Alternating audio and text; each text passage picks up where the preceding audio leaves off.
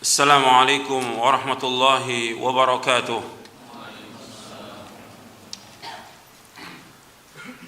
إن الحمد لله نحمده ونستعينه ونستغفره ونعوذ بالله من شرور أنفسنا ومن سيئات أعمالنا.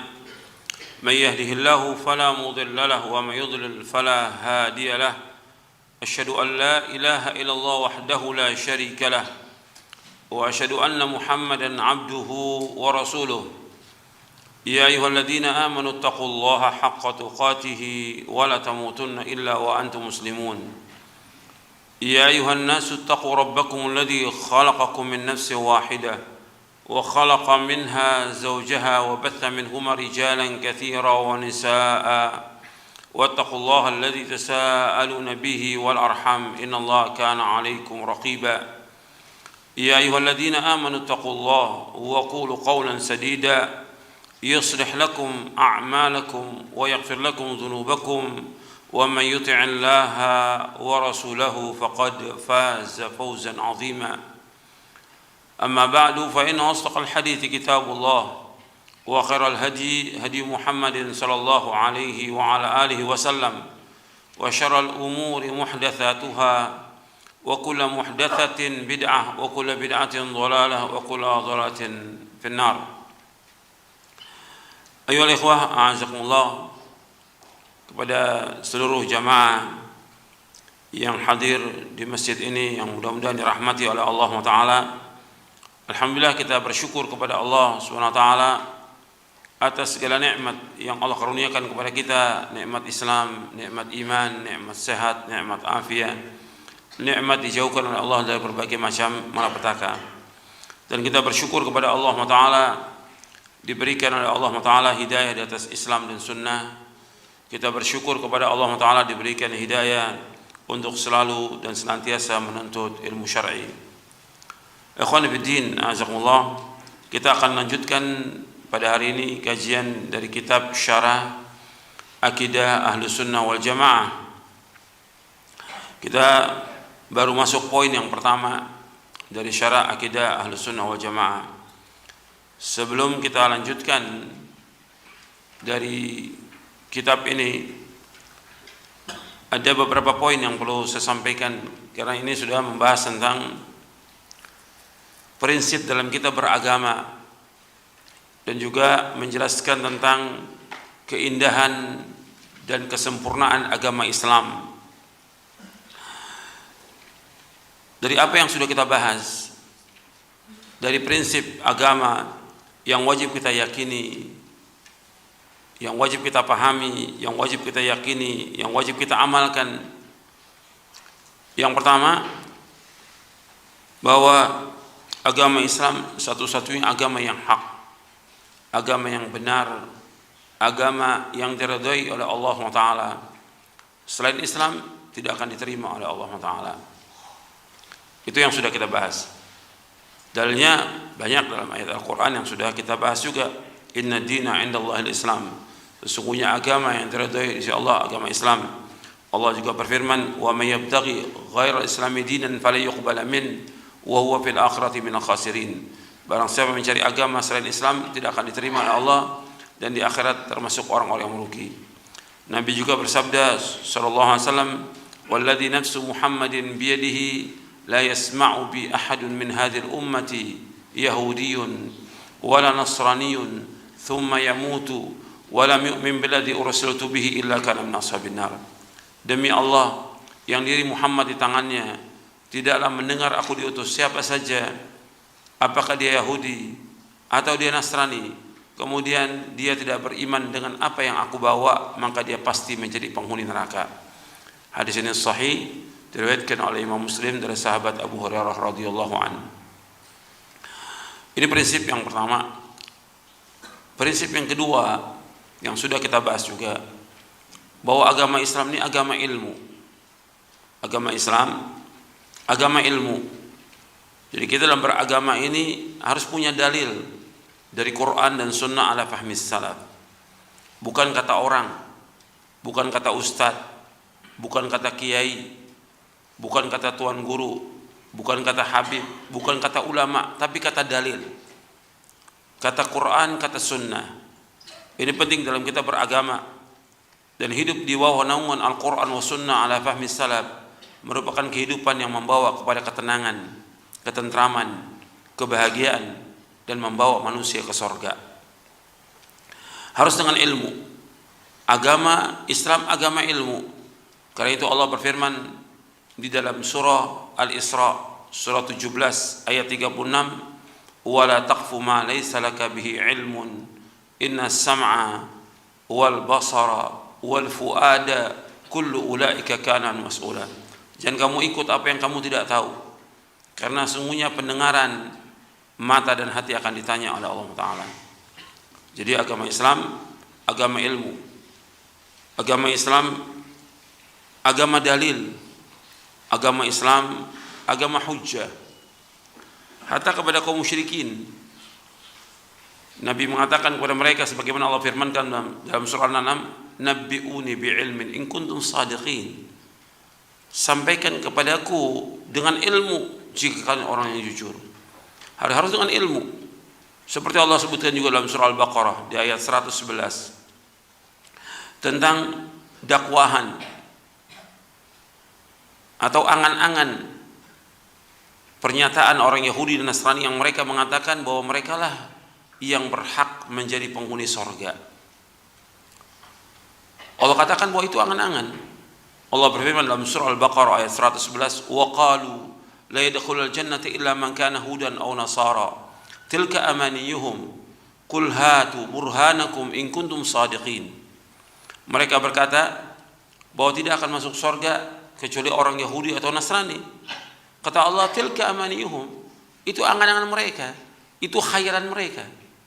Qul hatu burhanakum in kuntum shadiqin. Mana bukti kamu? Mana hujah kamu? Mana dalil kamu jika kamu orang yang jujur? Mereka enggak punya dalil.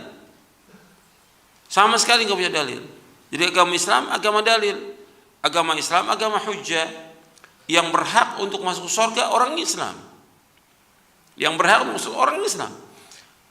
Orang kafir tidak akan masuk surga selama-lamanya. Orang Islam yang masuk Islam, orang Islam yang masuk surga kata Nabi SAW. Dalam hadis yang sahih yang diriwayatkan oleh Imam Bukhari, Nabi bersabda, "La yadkhulul jannata illa nafsun muslimah." Tidak akan masuk surga kecuali jiwa yang muslim. Yang saya tekankan di sini berkaitan dengan ilmu. Allah menyuruh Nabi Muhammad sallallahu alaihi wasallam untuk mengatakan kepada orang Yahudi dan Nasrani yang mengatakan dirinya masuk surga, mana bukti kamu, mana hujah kamu, mana dalil kamu. Jadi agama Islam agama dalil, agama Islam agama hujjah. Jadi nggak boleh kita ikut dalam beragama ini sembarangan. Apa kata orang, apa kata banyaknya orang, apa kata ustadz, nggak boleh. Agama Islam agama dalil. Ini prinsip yang kedua, wajib kita yakini dengan seyakin-yakinnya. Prinsip yang ketiga yang juga sudah kita bahas, bahwa kita dalam beragama ini kita harus berpegang teguh kepada Quran, Sunnah menurut pemahaman para sahabat, karena kita wajib mengikuti para sahabat, dan ini merupakan jalan menuju surga. Yang memerintahkan kita untuk memahami atau kita beragama menurut cara beragamanya para sahabat adalah Allah dalam Al-Quran dan juga Rasulullah Sallallahu Alaihi Wasallam. Dan saya sudah bawakan dalil-dalilnya kenapa kita wajib mengikuti manhaj salaf. Di antara sekian banyak dalil, satu ayat yang saya bacakan, Allah berfirman dalam surah An-Nisa di ayat 115, Allah berfirman, "Wa may yushaqiqir rasula min ba'di ma tabayyana lahul huda wa yattabi' ghaira sabilil mu'minin nuwallihi ma tawalla wa nuslihi jahannam wa sa'at masira." Barang siapa yang menentang Rasul sesudah jelas baginya petunjuk dan mengikuti jalan selain jalan kaum mukminin, kami akan palingkan kemana dia berpaling, dan kami akan masukkan dia ke neraka Jahannam, dan Jahannam itu sejelek-jelek tempat kembali. Itu prinsip yang sudah kita bahas. Kemudian prinsip yang lain lagi yang harus kita fahami, kita yakini dan kita amalkan, yaitu prinsip yang keempat, bahwa agama Islam agama yang sempurna. Sempurna semuanya agama Islam ini. Enggak perlu ditambah dan tidak boleh lagi ditambah dan tidak boleh dikurangi. Sudah sempurna. Karena Allah berfirman di dalam surah Al-Maidah di ayat 3, Al-yawma akmaltu lakum dinakum wa atmamtu alaikum ni'mati wa raditu lakumul Islam madina. Pada hari ini aku telah sempurnakan bagimu agamamu. Aku telah cukupkan nikmatku atasmu dan aku ridho Islam menjadi agama bagimu. Sempurna agama Islam ini. Jadi apa yang membawa manusia ke surga Nabi sudah jelaskan. Yang membawa manusia ke neraka Nabi sudah jelaskan. Sampai Nabi bersabda sallallahu alaihi wasallam, "Ma baqiya syai'un yuqarribu minal jannati wa yuba'idu minan nari illa wa qad buyyina lakum." Tidak tersisa sedikit pun dari agama Islam ini. Apa saja yang mendekatkan dari kalian ke surga sudah dijelaskan, dan apa saja yang mendekatkan dari kalian ke neraka sudah dijelaskan. Hadis ini sahih diriwayatkan oleh Imam Tabrani dalam Mu'jamul Kabir. Jadi apa saja yang membawa manusia ke surga Nabi sudah jelaskan. Yang membawa manusia ke neraka Nabi sudah jelaskan. Dan juga pernah Salman Al-Farisi, Salman Al-Khair radhiyallahu anhu arda, ditanya oleh kaum musyrikin, apakah Nabi kamu mengajarkan kepada kamu segala sesuatu hatta tentang tata cara buang air? Dijawab oleh Salman radhiyallahu an, ajal, yakni na'am, iya. Artinya Nabi mengajarkan kepada kami segala sesuatu sampai tentang tata cara buang air. Hadis ini sahih diriwayatkan oleh Imam Muslim dalam sahihnya. Kalau tentang tata cara buang air dijelaskan oleh Rasulullah, tidak mungkin Rasulullah tidak menjelaskan tentang masalah akidah. Enggak mungkin Nabi enggak menjelaskan tentang masalah manhaj. Enggak mungkin Nabi enggak jelaskan tentang masalah tauhid. Enggak mungkin. Nabi jelaskan semuanya lengkap. Bagaimana kita beragama, bagaimana kita beribadah kepada Allah Subhanahu wa taala. Bab yang pokok, Allah menciptakan kita untuk ibadah, enggak mungkin Nabi enggak jelaskan. Wa ma khalaqtul jinna wal insa illa liya'budun. Tidak aku ciptakan jin dan manusia melainkan untuk beribadah kepadaku. Yang kita wajib tahu bagaimana tentang Allah, bagaimana sifat-sifatnya, bagaimana nama-namanya. Itu sudah jelas. Allah jelaskan dalam Al-Quran lengkap semuanya. Dan Nabi juga jelaskan. Kewajiban kita untuk mengimani. Jadi agama Islam sudah sempurna. Jadi kalau masalah buang air Nabi jelaskan, masalah adab Nabi jelaskan, nggak mungkin Nabi tidak jelaskan tentang masalah akidah. Nabi sudah jelaskan semuanya. Tinggal kewajiban umat Islam ini untuk mengikuti. Makanya prinsip yang kelima, bahwa dalam kita beragama ini kewajiban kita untuk taat, dan ini sudah kita bahas. Sami'na wa ata'na, taslim. Ketika dibawakan dalil, dibawakan hujah, jangan membantah. Jangan bantah. Jangan gunakan akal kita.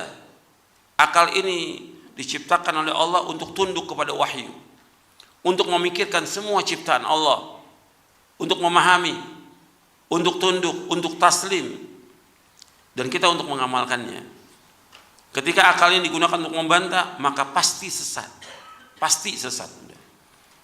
Makanya orang yang beriman ketika datang dalil dari Quran dan Sunnah, kewajiban dia sami'na wa ata'na.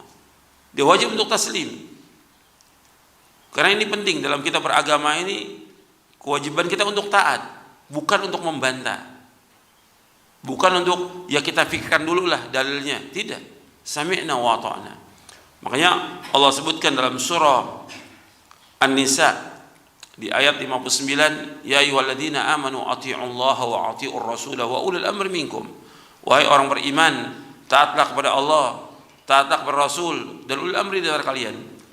Allah juga berfirman dalam surah An-Nisa ayat 65, fala wa rabbika la yu'minuna hatta yuhakkimuka fima shajara bainahum thumma la yajidu fi anfusihim harajan mimma qadaita wa yusallimu taslima. Demi Rabbmu, mereka tidak dikatakan beriman sampai mereka menjadikan kamu Muhammad sebagai hakim terhadap apa-apa yang mereka persisikan di antara mereka. Kemudian mereka tidak dapat dalam hati mereka rasa haraj, rasa sempit, terhadap apa yang kau putuskan, dan mereka tunduk dengan setunduk-tunduknya. Jadi kewajiban orang yang beriman untuk tunduk kepada dalil Quran dan Sunnah. Sami'na wa ata'na. Makanya orang beriman seperti Allah sebutkan dalam surah An-Nur, innama kana qaulal mu'minina idza du'u ila Allah wa rasul yahkuma bainahum yaqulu sami'na wa ata'na wa ulaika humul muflihun. Dalam surah An-Nur ayat 51. Sesungguhnya ucapan orang beriman apabila diajak kepada Allah dan Rasulnya, mereka ucapannya sami'na wa ata'na, dan mereka lah orang-orang yang menang, mereka orang yang beruntung. Ini penting dalam kita beragama. Kalau sudah dibawakan dalil, keterangan, kewajiban kita sami'na wa ata'na. Itu diantara prinsip yang sudah kita bahas. Sekarang kita lanjutkan dari syarah akidah Ahlussunnah wal Jamaah. Kita masih syarah yang pertama, yaitu poin yang pertama dari syarah akidah Ahlussunnah wal Jamaah, yaitu agama Islam adalah agama yang hak, yang benar, yang dibawa Nabi Muhammad SAW. Kita sampai ke halaman 125 untuk melihat syarah akidah Ahlussunnah wal Jamaah, halaman 125. Di halaman 124 tentang surah At-Taubah ayat 33 sudah kita bahas, dan sudah saya bawakan penjelasan dan tafsirnya dari tafsir Taisir Karimur Rahman fi Tafsir Kalamul Mannan oleh Syekh Abdurrahman bin Nasir As-Sa'di. Kemudian ayat dalam surah An-Nur juga sudah kita baca, bahwa Allah berjanji kepada orang beriman dan beramal soleh, mereka akan dijadikan sebagai pemimpin dan berkuasa di muka bumi. Allah berfirman, wa'adallahu alladhina amanu minkum wa 'amilus solihati la yastakhlifannahum fil ardi kama istakhlafal ladzina min qablihim wa liyumakkinanna lahum dinahum alladzi irtada lahum wa liyubaddilannahum min ba'di khawfihim amna ya'budunani la yusyrikuna bi syai'a wa man kafara ba'da dzalika fa ulaika humul fasiqun. Dan Allah telah menjanjikan kepada orang-orang yang beriman di antara kamu dan mengerjakan amal soleh, bahwa sungguh Allah akan menjadikan mereka berkuasa di muka bumi ini, sebagaimana Allah telah menjadikan orang-orang sebelum mereka berkuasa. Dan sungguh Allah akan meneguhkan bagi mereka agama yang telah diridhoinya untuk mereka. Dan Allah benar-benar akan mengubah keadaan mereka setelah mereka berada dalam ketakutan menjadi aman sentosa. Mereka tetap beribadah kepadaku dengan tidak mempersekutukan aku dengan sesuatu apapun juga. Dan barang siapa yang tetap kafir setelah janji itu, maka mereka itulah orang-orang yang fasik. Ayat ini sudah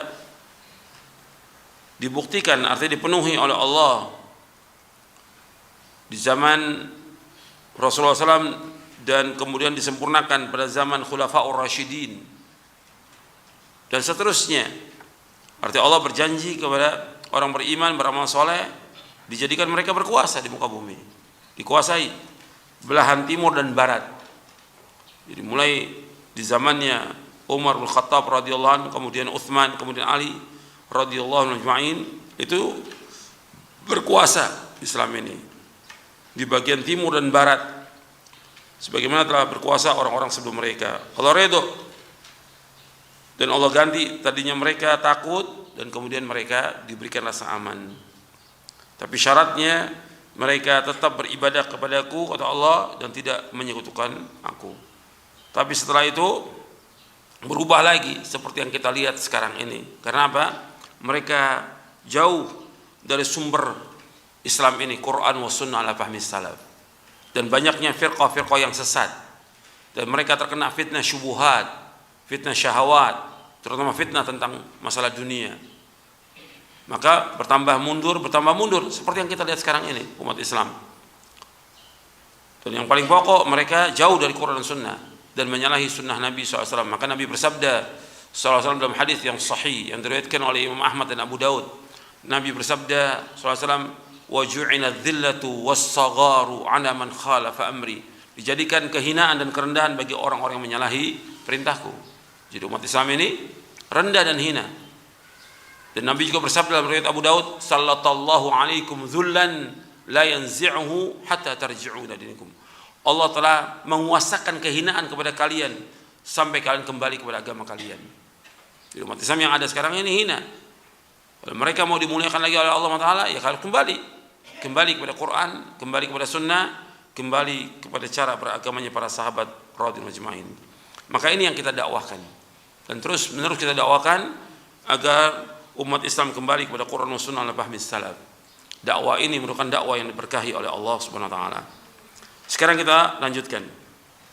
Islam adalah agama yang sempurna dalam akidah dan syariat. Di antara bentuk kesempurnaan agama Islam dan juga keindahannya, yang pertama, Islam memerintahkan untuk bertauhid dan melarang perbuatan syirik. Ini juga termasuk prinsip dalam agama Islam ini, bahwa Islam memerintahkan untuk bertauhid dan melarang perbuatan syirik. Jadi agama Islam agama tauhid. Agama Islam agama tauhid. Yang kita ingat, agama Islam ini agama tauhid. Dan nabi-nabi dan rasul-rasul alaihi wassalatu wassalam, mereka diperintahkan oleh Allah untuk mendakwakan dakwah tauhid. Semua nabi, semua rasul. Allah sebutkan di dalam surah An-Nahl surah 16 ayat 36, Allah berfirman, "Wa laqad ba'atsna fi kulli ummatin rasulan an i'budullaha wajtanibut taghut, faminhum man hadallahu wa minhum man haqqat 'alaihi ad-dhalalah, fasiru fil ardi fanzuru kaifa kana 'aqibatul mukadzibin." Dan sungguh kami telah utus pada setiap umat seorang rasul. Setiap rasul dakwanya an i'budullaha wajtanibut taghut, dalam beribadah kepada Allah dan jauhkan taghut. Di antara mereka ada yang Allah tunjuki, di antara mereka ada yang tetap dalam kesesatan, maka berjalanlah kalian di muka bumi dan perhatikanlah bagaimana kesudahan orang-orang yang mendustakan para rasul. Artinya nabi-nabi dan rasul-rasul alaihi wassalatu wassalam, semua dakwanya dakwah tauhid. Semua dakwanya dakwah. Dari awal saya sudah jelaskan bahwa agama Islam agama tauhid. Sampai bagian akhir juga di buku ini juga saya jelaskan bahwa para dai wajib mendakwakan dakwah tauhid dan melarang umat dari berbuat syirik. Sebab ini asas Islam. Ini asasnya tauhid, dan ini merupakan keindahan dari agama ini. Makanya para nabi dan para rasul semuanya mendakwakan dakwah tauhid. Kalau antum lihat dalam surah Al-A'raf, di surah yang ke-7, Allah menyebutkan dari awal nabi, awal rasul, yaitu Nabi Nuh alaihi salatu wassalam. Kita melihat di ayat 59 surah Al-A'raf ayat 59, laqad arsalna nuhan ila qaumihi faqala ya qaumi ibudullaha ma lakum min ilahin ghairuh inni akhafu 'alaikum 'adzab yaumin 'adzim. Sungguh kami telah utus Nuh kepada kaumnya, maka Nuh berkata, wahai kaumku, beribadahkan kepada Allah, tidak ada ilah yang lain melainkan hanya Allah. Sesungguhnya aku takut atas kalian adab pada hari yang besar. Itu adab di hari kiamat. Artinya Nabi Nuh alaihissalam mendakwakan kepada kaumnya agar beribadah hanya kepada Allah saja, mentauhidkan Allah, menjauhkan syirik. Setelah itu Nabi Nuh alaihissalam mengancam mereka, artinya kalau kalian tidak beribadah kepada Allah, tidak mentauhidkan Allah, tetap kalian beribadah kepada yang lain, kepada selain Allah, kalian menyekutukan Allah, maka aku takut atas kalian adab yang pedih. Artinya kepada orang kafir aja diancam dengan azab. Makanya para nabi dan rasul itu mereka basyir dan nadhir. Semua nabi dan rasul basyir, memberikan kabar gembira, dan nadhir, mengancam. Dan awal dakwah Nabi SAW disuruh oleh Allah mengancam, wa anzir ashiratakal aqrabin, ancamlah keluargamu yang terdekat. Sebab manusia ini harus diancam, harus diancam. Maka diingatkan kalau seandainya mereka tidak mau mengikuti dakwah tauhid, maka mereka akan mendapatkan azab dari Allah. Jadi ada ancaman. Kalau pada orang kafir ada ancaman, apalagi kepada orang Islam. Dan semua nabi seterusnya nanti Anda bisa lihat mendakwakan dakwah tauhid. Dan ini asas dari agama Islam dan nanti akan kita bahas lagi. Yang kedua, Islam memerintahkan untuk berbuat jujur dan melarang berkata dan bersikap bohong. Di antara kesempurnaan dan keindahan agama Islam ini, bahwa Islam memerintahkan untuk berbuat jujur dan melarang berkata dan bersikap bohong. Jadi kejujuran penting dalam kita beragama. Sebab orang munafik itu agamanya mereka dibangun di atas kedustaan dan riya. Orang munafik dia asasnya dibangun di atas dua. Yang pertama kebohongan, yang kedua riya. Dan Allah menyebutkan bahwa orang-orang munafik lakadzibun, mereka adalah orang-orang yang dusta. Makanya Islam melarang untuk dusta, harus jujur. Para nabi dan rasul semuanya orang yang jujur. Hatta Nabi Muhammad SAW nggak pernah bohong seumur hidupnya. Dari mulai kecil nggak pernah bohong. Dan ini penting dalam kita beragama. Indahnya agama Islam itu jujur. Dan surga itu disediakan untuk orang-orang yang bertakwa, disediakan untuk orang-orang yang jujur. Makanya para nabi, para rasul semuanya jujur. Nggak ada yang bohong, nggak ada. Makanya Allah menyebutkan di dalam surah Maryam tentang Nabi Ibrahim alaihissalam, wadhkur fil kitab Ibrahim innahu kana siddiqan nabiyya. Dan ingatlah, baca dalam kitab bahwa tentang Nabi Ibrahim, bahwa beliau itu adalah orang yang jujur dan seorang nabi. Sama seperti Allah juga menyebutkan tentang Nabi Idris, wadhkur fil kitab Idris innahu kana siddiqan nabiyya. Dan jujur dan juga seorang nabi.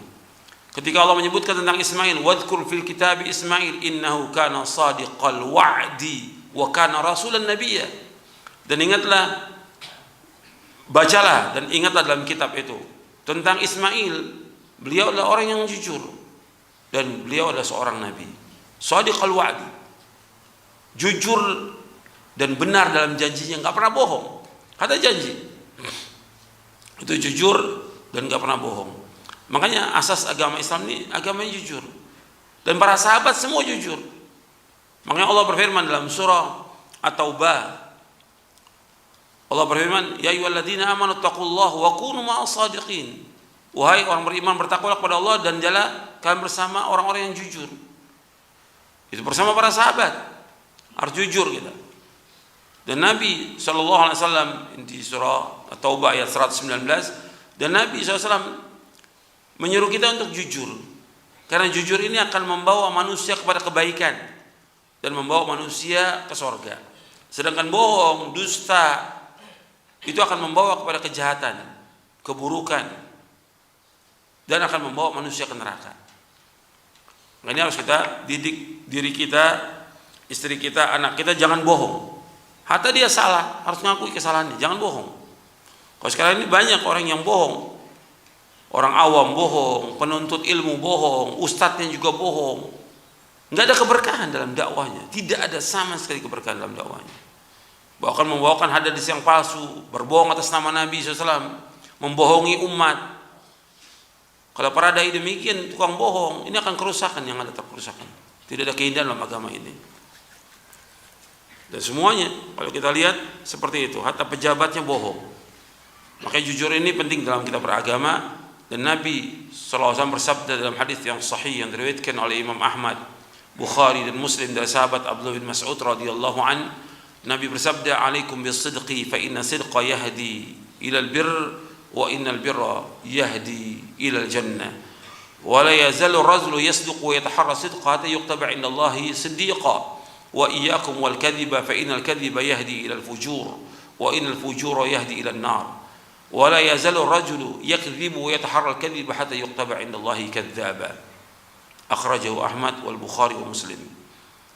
Kata Nabi SAW, hendaklah kalian jujur, selalu jujur, karena jujur itu akan membawa kalian kepada kebaikan, dan kebaikan akan membawa kalian ke surga. dan tetaplah seorang selalu jujur dan berkata jujur dan bersikap jujur, maka Allah akan tulis dia termasuk orang yang jujur.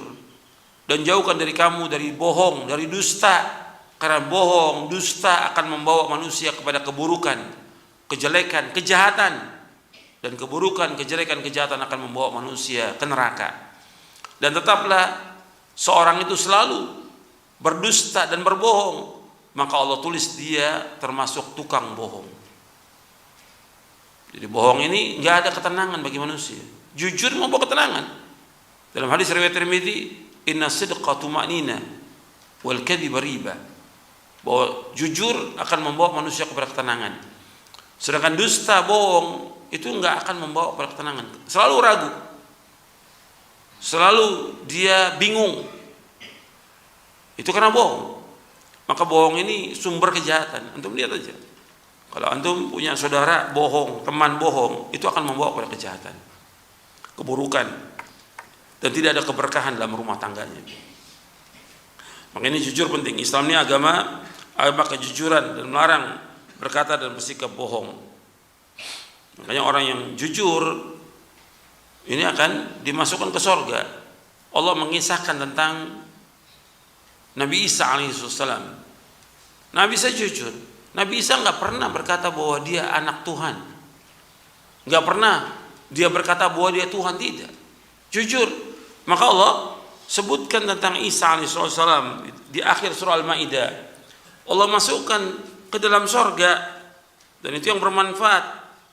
Di akhir surah Al-Maidah Allah sebutkan, qala Allahu hadzal yaumu yanfa'u as-sadiqina sidquhum lahum jannatun tajri min tahtiha al-anharu khalidina fiha abada radhiyallahu anhum wa radu an dzalikal fawzul 'adzim.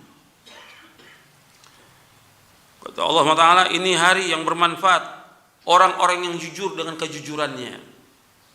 Bagi mereka surga-surga yang mengalir di bawahnya sungai-sungai, mereka kekal dalamnya selama-lamanya. Allah redha kepada mereka, mereka redha kepada Allah. Demikian kemenangan yang besar. Nabi Isa jujur, nggak pernah dosa. Nggak pernah Nabi Isa alaihissalam mengatakan bahwa dia sebagai Tuhan atau anak Tuhan. Makanya Allah menegur, lihat di atasnya di ayat 116 dan 117. Allah berfirman, wa idh qala Allahu ya Isa ibn Maryam a anta qulta lin nasi ittakhiduni wa ummiya ilahaini min dunillah qala subhanak ma yakunu li an aqula ma laysa li bihaqq in kuntu qultuhu faqad alimtah ta'lamu ma fi nafsi wa la a'lamu ma fi nafsik innaka anta 'allamul ghuyub ma qultu lahum illa ma amartani bihi an i'budu Allah rabbi wa rabbakum wa kuntu 'alaihim shahidan ma dumtu fihim wa kuntu 'alaihim shahidan ma dumtu fihim falamma tawaffaitani kunta anta raqiba 'alaihim wa anta 'ala kulli syai'in syahid. Ingatlah tatkala Allah berkata kepada Nabi Isa bin Maryam alaihi salatu wassalam, apakah engkau mengatakan kepada manusia, jadikanlah aku dan ibuku sebagai dua Tuhan selain Allah? Isa berkata, maha suci engkau ya Allah, tidak patut bagiku untuk mengatakan apa-apa yang aku tidak berhak padanya. Jika aku mengatakannya, engkau mengetahui apa yang ada pada diriku, dan aku tidak mengetahui apa yang ada pada dirimu. Sesungguhnya engkaulah yang mengetahui semua yang gaib. Tidaklah aku mengatakan kepada mereka melainkan apa yang kau perintahkan kepadaku, agar kalian beribadah hanya kepada Allah. Nabi Isa mengatakan kepada umatnya, kepada pengikutnya, ani'budullaha rabbi wa rabbakum. Hendaklah kalian beribadah hanya kepada Allah, Rabbku dan Rabb kalian. Wa kuntu 'alaihim syahidan ma dumtu fihim, dan aku menjadi saksi atas mereka ketika aku berada di tengah-tengah mereka. Falamma tawaffaitani, tatkala engkau sudah mengangkat aku ke langit, engkau menjadi pengawas dan penjaga atas mereka. Wa anta 'ala kulli syai'in syahid, dan engkau menyaksikan atas segala sesuatu. Setelah itu baru Allah sebutkan di ayat 19-nya tentang kejujuran Nabi Isa. Jadi orang yang jujur itu dimasukkan ke surga. Jadi yang bohong di sini adalah orang-orang Nasrani yang mengatakan Isa sebagai Tuhan, dan tidak ada di Injil yang asli pengakuan sebagai Tuhan, tidak ada sama sekali, atau anak Tuhan. Ini kebohongan. Maka orang jujur itu akan dimasukkan oleh Allah ke dalam surga. Makanya kita harus jujur. Agama Islam agama kejujuran dan melarang bersikap bohong. Yang ketiga, Islam memerintahkan untuk berbuat adil dan melarang bersikap zalim. Jadi Islam menyuruh untuk adil. Karena agama Islam agama keadilan. Al-Quran diturunkan semuanya adil. Dan Nabi membawa syariat ini semuanya penuh dengan keadilan. Semua beritanya benar dan semua hukumnya adil. Semua perintah larangan itu adil. Dan Allah memerintahkan kita untuk berlaku adil. Antum lihat ayatnya. Di sini ada di surah An-Nahl ayat 90, antum lihat di halaman 128. Innallaha ya'muru bil 'adli wal ihsan wa ita'i dzil qurba wa yanha 'anil fahsya'i wal munkar wal baghi ya'idukum la'allakum tadhakkarun. Sesungguhnya Allah menyuruh kalian berlaku adil dan berbuat kebajikan, memberi bantuan kepada kaum kerabat, dan Allah melarang dari perbuatan keji, kemungkaran dan permusuhan. Allah memberi pengajaran kepada kamu agar kamu dapat mengambil pelajaran. Jadi Allah menyuruh kita untuk berlaku adil. I'dilu huwa aqrabu littaqwa. Berlaku adillah, karena itu lebih dekat kepada ketakwaan. Jadi Islam menyuruh untuk berlaku adil. Agama Islam agama keadilan, enggak pernah zalim. Makanya Allah sendiri dalam hadis qudsi mengatakan, ya ibadi inni haramtu zulma ala nafsi wa ja'altu bainakum muharraman fala tadzalamu. Wahai hamba-hambaku, sesungguhnya aku mengharamkan kezaliman atasku, maka jangan kalian berbuat zalim di antara kalian. Kezaliman hukumnya haram dalam Islam. Disuruh untuk berlaku adil. Dan seluruh syariat Islam semuanya adil. Semuanya. Harus ingat itu. Seluruh syariat Islam ini berkaitan dengan akidah, ibadah, akhlak, muamalah, hukum rumah tangga, hukum apa aja, semuanya adil. Semuanya adil. Jadi nggak ada yang kezaliman sama sekali. Nggak mungkin Allah menurunkan agama yang ada kezaliman padanya, nggak mungkin. Atau berkaitan dengan hukum qisas, ini adil Allah. Orang yang membunuh dibalas bunuh. Begitu juga orang yang berzina harus didera. Ini adil. Orang yang sudah nikah dia berzina harus direjam. Ini adil. Semua orang yang mencuri dipotong tangannya. Ini semuanya keadilan. Semua agama Islam agama keadilan. Gak ada kezaliman sama sekali. Ya semuanya adil. Jadi seluruh hukum Islam itu semuanya adil. Semua beritanya Al-Quran ini semuanya benar dan hukumnya adil. Jadi sidqan wa adla, jujur dalam beritanya dan benar dalam hukumnya. Enggak ada kezaliman sama sekali. Kemudian yang keempat, Islam memerintahkan untuk bersikap amanah dan melarang bersikap khianat. Jadi Islam memerintahkan untuk amanah dan melarang bersikap khianat. Dan amanah ini pernah ditawarkan kepada langit dan bumi. Untuk melihat di akhir surah Al-Ahzab, inna aradna al-amanata 'ala as-samawati wal ardi wal jibal fa abayna yahmilnaha wa ashfaqna minha wa hamal al-insan innahu kana zaluman jahula. Surah Al-Ahzab di ayat 72, satu ayat sebelum akhir. Inna aradna al-amanata 'ala as-samawati wal ardi wal jibal fa abayna yahmilnaha wa ashfaqna minha wa hamal al-insan innahu kana zaluman jahula. Sesungguhnya kami tawarkan amanah ini kepada langit dan bumi, kepada gunung. Mereka semuanya menolak untuk memikul amanah ini. Dan mereka takut. Dan kemudian amanah ini dipikul oleh manusia. Sesungguhnya manusia sangat zalim dan manusia sangat bodoh. Jadi amanah ini tentang agama ini dipikul oleh manusia. Dan Allah sudah sebutkan manusia ini sangat zalim dan sangat bodoh. Tapi tetap Allah merintahkan kepada manusia untuk berlaku amanah, jangan khianat. Enggak boleh sekali-sekali manusia ini khianat dalam dia beragama. Ketika dia khianat, maka yang terjadi kerusakan. Dan manusia ini akan mengkhianati apa? Amanah mereka. Antum lihat dalam surah Al-Anfal.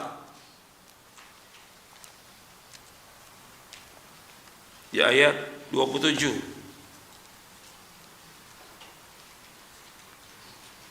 Allah berfirman, Ya ayyuhalladzina amanu la takhunu Allah war rasul wa takhunu amanatikum wa antum ta'lamun.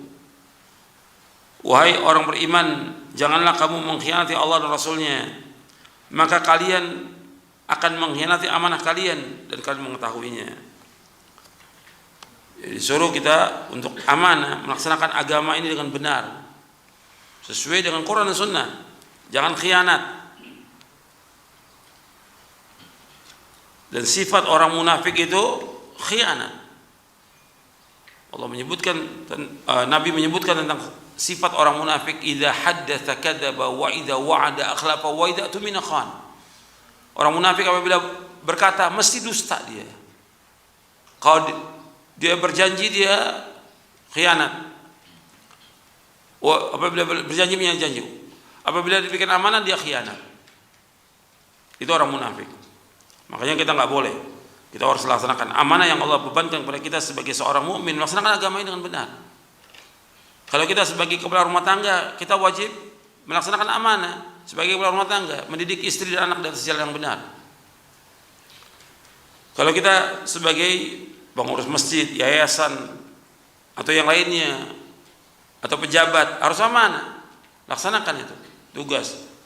Nggak boleh kita khianat. Kalau diberikan uang kita harus amanah, nggak boleh berkurang uang itu, harus amanah, nggak boleh khianat. Dan luas pembahasan tentang amanah ini. Islam mengajarkan amanah.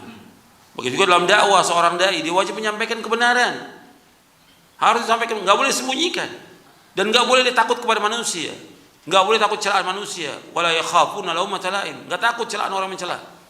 Dia menyampaikan kebenaran. Dia sudah belajar agama ini, diberikan oleh Allah ilmu sedikit, dia harus menyampaikan agama ini. Asasnya agama adalah tauhid, asasnya agama kejujuran. Dia harus sampaikan. Nggak boleh dia khianat, dan banyak orang khianat, tidak disampaikan kebenaran, disembunyikan. Makanya azabnya berat itu. Orang-orang yang menyembunyikan kebenaran itu berat azabnya, seperti yang Allah sebutkan dalam surah Al-Baqarah di ayat 159 dan seterusnya, bahwa orang-orang yang menyembunyikan kebenaran karena dia khianat. Mestinya seorang dai itu menyampaikan kebenaran Quran wa sunnah ala fahmi salaf, dan dia harus menyampaikan juga tentang tauhid, nggak boleh sembunyikan. Ketika mereka menyembunyikan itu, Allah azab mereka dengan azab yang pedih. Di ayat 159, dilaknat dia oleh Allah, dilaknat oleh semua yang melaknat. Bahkan kalau kita lihat lagi di ayat 174-nya, Allah sebutkan orang-orang menyebutkan ilmu yang dia khianat ini, dia pada hakikatnya makan apa? Makan api, dan tempat mereka api neraka. Di ayat 159 Allah sebutkan, innal ladzina yaktumuna ma anzalna minal bayyinati wal huda min ba'di ma bayyanahu lin-nasi fil kitabi ulaika yal'anuhumullah wa yal'anuhumul la'inun. Sesungguhnya orang menyembunyikan apa yang kami turunkan dari keterangan-keterangan dan petunjuk sesudah kami jelaskan kepada manusia di dalam kitab, mereka adalah orang-orang yang dilaknat oleh Allah dan dilaknat oleh orang melaknat.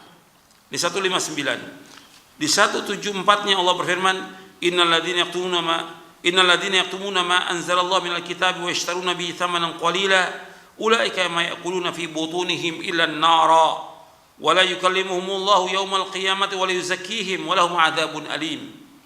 Orang-orang yang sesungguhnya orang-orang yang menyembunyikan apa yang kami turunkan, apa yang Allah turunkan dari Alkitab, dan mereka menjualnya dengan harga yang sedikit.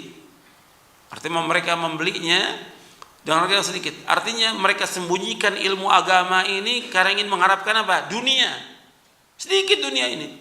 Hatta dia dapat uang 1 juta, 100 juta, 1 miliar, atau 1 triliun, itu nggak ada artinya dibandingkan dengan sorga. Dia jual agama ini dengan apa? Dengan dunia. Kata Allah, orang-orang seperti itu, ulaika ma ya'kuluna fi butunihim illa an-nara. Mereka adalah orang-orang yang tidak makan ke dalam perut mereka kecuali api. Wala yukallimuhumullah yaumal qiyamah, dan Allah nggak akan mengajak bicara mereka pada hari kiamat. Wala yuzakkihim, Allah nggak akan bersihkan mereka. Walahum adzabun alim, mereka adalah mendapatkan azab yang pedih.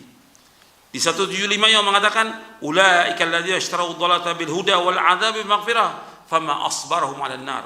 Mereka adalah orang-orang yang telah menjual petunjuk dengan kesesatan. Allah sudah kasih petunjuk, dikasih hidayah dan Al-Quran dan Sunnah. Tapi apa? Karena dia pengen dunia, pengen kedudukan, pengen jabatan, pengen harta, disembunyikan, disesatkan umat ini oleh mereka. Maka mereka itu telah menukar petunjuk dengan kesesatan, dan mereka menukar ampunan Allah dengan azabnya. Maka alangkah sabarnya mereka dengan neraka. Alangkah sabarnya. Allah pakai dengan kalimat alangkah sabarnya. Kita hidup nggak punya apa-apa. Kita sebagai seorang dai nggak punya apa-apa, miskin, nggak punya apa-apa. Tapi kita menyampaikan kebenaran meskipun dihina, difitnah, paling cuma 10 tahun atau 20 tahun.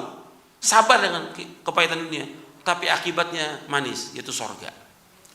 Tapi ketika dia nggak sabar dengan dunia ini, justru dia jual ayat-ayat Allah dengan harga yang sedikit.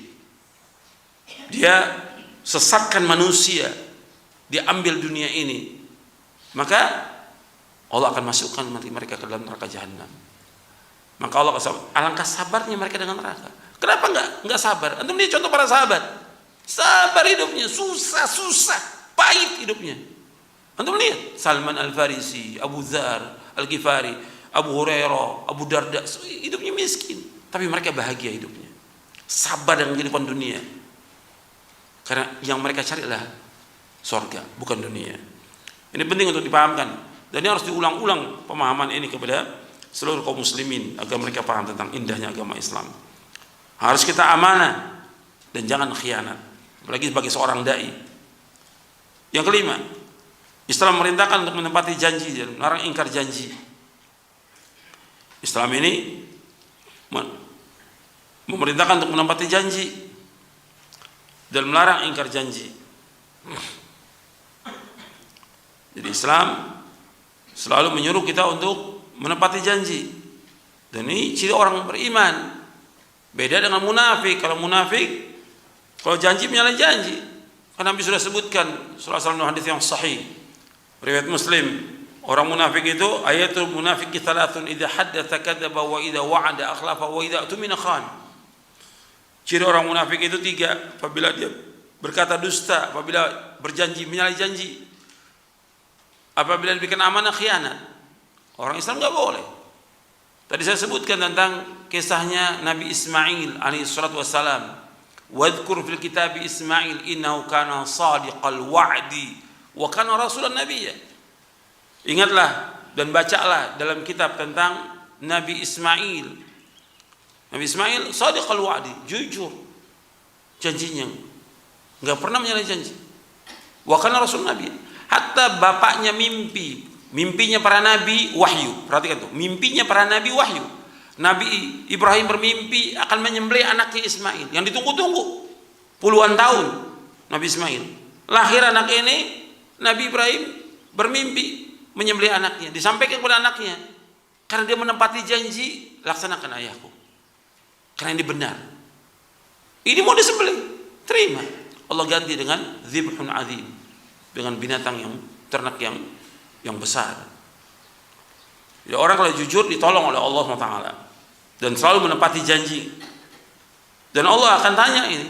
Allah berfirman dalam surah Al-Maidah ayat pertama, ya ayyuhalladzina amanu aufu bil uqud. Wahai yang beriman, penuhilah janji kamu. Dan Allah berfirman lagi dalam surah Al-Isra, wa aufu bil ahdi innal ahda kana mas'ula. Sempurnakanlah janji, karena janji itu akan ditanya oleh Allah. Dan kalau kita lihat sekarang banyak orang-orang tidak menepati janji ini. Dia menepati janji. Bahkan sudah disumpah lagi. Ya, pegawai, pejabat, semuanya disumpah. Dan mereka sudah berjanji. Tapi kemudian apa? Mereka menyalahi janji. Bahkan mereka merusak. Ini berat, akan ditanya Allah di hari kiamat nanti. Berat ini. Ya, para pegawai dan yang lainnya, dia sudah disumpah dan dia wajib menepati janji. Dan nggak boleh mengingkari janji, tapi kenyataannya tidak, justru mereka yang merusak. Dan ini berat hukumannya, di dunia dia berat, di akhirat juga berat. Karena orang kalau berbuat dosa itu pengaruhnya luar biasa. kepada kehidupannya. Maka antum lihat orang-orang yang suka bohong, orang-orang yang khianat, orang-orang yang menyalahi janji, antum bisa lihat kehidupannya, rusak kehidupannya. Enggak ada ketenangan, enggak ada ketentraman, enggak ada kebahagiaan, tidak ada keberkahan hidupnya. Antum bisa lihat, apakah itu pribadi, apakah itu masyarakat, apakah itu pegawai, apakah itu pejabat, antum lihat kehidupannya. Kenapa? Mereka rata-rata semuanya menyalahi janji. Dan mereka khianat rata-rata. Sedangkan agama Islam, agama yang menganjurkan untuk menepati janji dan melarang ingkar janji. Hatta kepada orang kafir. Antum lihat Rasulullah SAW, kata sulh Hudaybiyah, perjanjian Hudaybiyah. Perjanjian orang kafir. Perjanjian itu menurut kasat mata dan pendengaran seolah-olah ini memenangkan kaum musyrikin. Tapi Rasulullah mendapatkan bimbingan wahyu dari Allah. Tidak, ini bermanfaat untuk Islam. Sulh Hudaybiyah. Poin-poinnya kalau antum baca, makanya Umar bertanya, apakah engkau seorang Rasul? Iya, Rasul. Dan Allah nggak akan menyalahi janjinya. Sampai seperti itu. Bayangkan, udah berangkat dari Madinah, mau umroh, dicegah. Sudah tinggal dikit lagi masuk Mekah, suruh pulang lagi. Yang perjanjian-perjanjian juga yang menyakiti kaum muslimin. Tapi Rasulullah melihat ini benar. Di antara perjanjian, kalau ada orang kafir masuk Islam, kemudian datang ke Madinah, harus kembalikan. Harus kembalikan. Sepertinya ini tidak adil, tapi di sini justru manfaat. Kenapa? Mereka disuruh kembalikan, nggak mau kembali. Mana ada orang Islam mau kembali kepada kemusyrikan? Nggak mau. Akhirnya apa? Mereka berkumpul di suatu tempat. Nah, setiap ada kaum musyrikin lewat, mereka bunuh. Akhirnya mereka sendiri bilang, sudah cukup dah perjanjiannya. Kalau Rasul sempurnakan janji, sempurnakan janji. Hatta kepada orang kafir, kita nggak boleh menyalahi janji. Dan ini Islam, agama yang indah. Kemudian yang keenam, Islam memerintahkan untuk berbakti kepada ibu bapak serta melarang durhaka pada kedua orang tua. Dan ini banyak ya ayat-ayat dan hadisnya. Nabi SAW memerintahkan untuk berbuat baik kepada kedua orang tua. Allah menyebutkan dalam Al-Quran dalam beberapa ayat. Dalam surah An-Nisa Allah sebutkan, wa'budullaha wa la tusyriku bihi syai'a wa bil walidaini ihsana. Beribadahkan kepada Allah dan janganlah kalian berbuat syirik dan berbuat baik kepada kedua orang tua. Beribadah kepada Allah, mentauhidkan Allah, jangan berbuat syirik dan jangan berbuat baik kepada kedua orang tua. Dalam surah An-Nisa ayat 36. Allah juga berfirman dalam surah Al-Isra di ayat 23 ayat 24, wa qada rabbuka alla ta'budu illa iyyahu wa bil walidaini ihsana imma yablughanna 'indaka al-kibara ahaduhuma aw kilahuma fala taqul lahumā uff wa la tanharhumā wa qul lahumā qawlan karīmā wahfid lahumā janāha adh-dhulli minar rahmah wa qur rabbirhamhumā kamā rabbayani shaghīrā. Allah berfirman dalam surah Al-Isra ayat 23 24, wa qada rabbuka alla ta'budu illa iyyahu wa bil walidaini ihsana. Allah telah mewajibkan tidak boleh kalian beribadah melainkan hanya kepada Allah saja, dan hendaklah kalian berbuat baik kepada kedua orang tua. Imma yablughanna 'indakal kibara ahaduhuma aw kilahuma, apabila kedua orang tua kamu atau salah satunya berada di sisi kamu dan dia sudah berumur lanjut, fala taqul lahumā uff, jangan katakan kepada keduanya perkataan ah, wala tanharhuma, janganlah kalian menengking keduanya, jangan menghardik keduanya, wa qul lahumā qawlan karīmā, dan katakanlah kepada keduanya dengan perkataan yang mulia, wahfid lahumā janāha adh-dhulli minar rahmah, dan rendahkanlah dirimu dengan kasih sayang kepada keduanya, kepada kedua orang tua, wa qur rabbirhamhumā kamā rabbayani shaghīrā, dan katakanlah wahai Rabbku, sayangilah keduanya sebagaimana keduanya mendidik aku ketika aku masih kecil. Jadi seorang anak dia wajib berbakti kepada orang tuanya, wajib berbuat baik kepada orang tuanya. Enggak boleh mengatakan ah pada orang tua, enggak boleh. Mengatakan pada orang tua enggak boleh. Menengking enggak boleh, menghardik enggak boleh melawan. Enggak boleh kurang ajar sama orang tua. Ini dosanya dosa besar. Dosa besar yang paling besar setelah syirik, durhaka pada orang tua. Maka dalam hadis Abu Bakar yang diriwayatkan oleh Imam Bukhari Muslim, ketika Nabi menyebutkan ala unabbiukum bi'akbaril kabair, maukah aku kabarkan kepada kalian tentang dosa besar yang paling besar? 3 kali Nabi sebutkan. Dijawab oleh sahabat mau. Yang pertama al-isyraku billah, menyekutukan Allah. Yang kedua uququl walidain, durhaka pada orang tua. Yang ketiga syahadat zur wa qaul zur, berkata dusta, bohong, dan juga menjadi saksi palsu. Itu dosa besar yang paling besar. Makanya ketika anak itu durhaka pada orang tuanya, nggak ada keberkahan hidupnya pada anak ini. Dan pasti hidupnya sulit, pasti udah sulit. Meskipun dia kaya, dia tidak bahagia dan tidak akan bahagia. Kalau anak yang durhaka nggak akan bahagia hidupnya, tidak akan bahagia.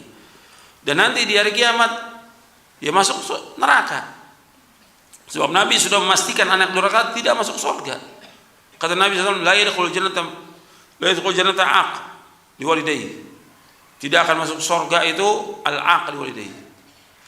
Kata Nabi dalam hadis yang sahih yang diriwayatkan oleh Imam Ahmad dan Ibnu Hibban, kata Nabi, "Salasun la yadkhulul jannah wa la yanzuru Allah ilaihim yaumil qiyamah. Al-aq liwalidayhi wal mar'atul mutarajjilatul mutasyabbihatu birrijal wa dayyuth." Ada 3 golongan yang tidak masuk surga dan Allah enggak akan melihat mereka pada hari kiamat. Artinya Allah enggak mau melihat mereka. Yang pertama, anak yang durhaka kepada kedua orang tuanya. Yang kedua, perempuan yang menyerupai laki-laki. Yang ketiga, dayyuth. Dalam riwayat Imam Ahmad disebutkan ad-dayyuth alladhi yuqirru fi ahli al-khubth. Dayyuth itu seorang yang membiarkan kejelekan pada keluarganya. Keluarganya berbuat kejelekan, maksiat, atau berzina anaknya dengan pacaran, itu dibiarkan. Ini dayyuth namanya. Ini 3 golongan yang tidak masuk surga dan Allah tidak akan melihat pada hari kiamat. Yang pertama, anak yang durhaka pada kedua orang tuanya. Yang kedua, perempuan yang menyerupai laki-laki. Yang ketiga, dayyuth, yang membiarkan kejelekan pada keluarganya. Jadi seorang anak itu wajib berbuat baik pada orang tua. Dan ini indahnya Islam, indahnya agama Islam. Makanya harus dia untuk berbuat baik kepada orang tuanya. Jasanya orang tua nggak bisa dibalas dengan apapun juga. Susah payah orang tua. Dari mulai mengandung anaknya sampai melahirkan. Anda bisa lihat bagaimana ngurus anak itu sejak dia lahir, masih kecil. Semua diberikan makan oleh ibunya yang mencari nafkah bapaknya. Kemudian juga dia diurus, artinya mandinya, membuang kotoran, diceboki anak itu, diberikan makan dan segala macam semuanya. Dan ibunya, makanya Nabi menyuruh untuk berbuat baik kepada ibu 3 kali. Ummuka, ummuka, ummuka, thumma abu. Ibumu, ibumu, ibumu, kemudian bapakmu. Jadi seorang anak harus berbuat baik kepada orang tuanya. Dan kesempatan kalau orang tua antum masih hidup, kesempatan berbuat baik. Jangan menghardik orang tua, jangan menengking orang tua, jangan berkata yang kasar pada orang tua. Dan antum harus taat pada orang tua. Sami'na wa ata'na. Itu jalan selamat, itu jalan keberkahan, itu jalan kebahagiaan. Tapi ketika dia kurang ajar, nggak akan bahagia hidupnya. Mesti banyak masalah, mesti banyak problem, mesti banyak muskilah dalam hidupnya. Karena apa? Tidak taat pada orang tuanya. Tapi ketika anak ini berbuat baik, akan mendapatkan kebahagiaan, keberkahan. Dan kita harus berbuat baik pada orang tua. Karena jasanya orang tua nggak bisa dibalas dengan apapun juga. Hatta kita ngasih gaji kita semuanya kepada orang tua, belum bisa membalas kebaikannya. Makanya ketika ada seorang yang dia menggendong ibunya ketika tawaf, ketika sa'i, dan ketika melakukan ibadah haji, ditanya kepada seorang sahabat, apakah saya sudah membalas kebaikan ibu saya? Belum. Atau kamu lakukan semua kebaikan, belum bisa membalas kebaikan seorang ibu. Maka ini wajib kita untuk berbuat baik. Maka kajian-kajian kita itu selalu mengingatkan tentang berbuat baik kepada orang tua. Makanya mesti bersyukur para orang tua dengan kajian-kajian Al-Quran wa Sunnah ala fahmi salaf ini. Karena kajian ini mengajarkan kepada ibadah kepada Allah yang benar. Kajian ini mengajarkan bagaimana hubungan yang baik kepada orang tua, hubungan yang baik juga kepada Allah, mengajarkan hubungan yang baik kepada Allah dan mengajarkan hubungan yang baik kepada orang tua, mengajarkan hubungan baik kepada keluarga, sanak famili, tetangga dan yang lainnya. Ini justru dakwah salaf. yang menunjukkan demikian. Dakwah yang barokah. Makanya bersyukur para orang tua dengan ada kajian-kajian seperti ini. Jadi anaknya justru dianjurkan untuk mengaji, bukan dilarang. Karena mengajarkan kepada kebenaran yang membawa manusia ke surga. Ya, saya pikir cukup sampai di sini. Mudah-mudahan yang kita kaji bermanfaat untuk saya dan untuk antum sekalian. Kurang lebihnya saya mohon maaf. Wassalamualaikum warahmatullahi wabarakatuh. Subhanakallahumma bihamdik asyhadu an la ilaha illa anta astaghfiruka wa atubu ilaik. Assalamualaikum warahmatullahi wabarakatuh.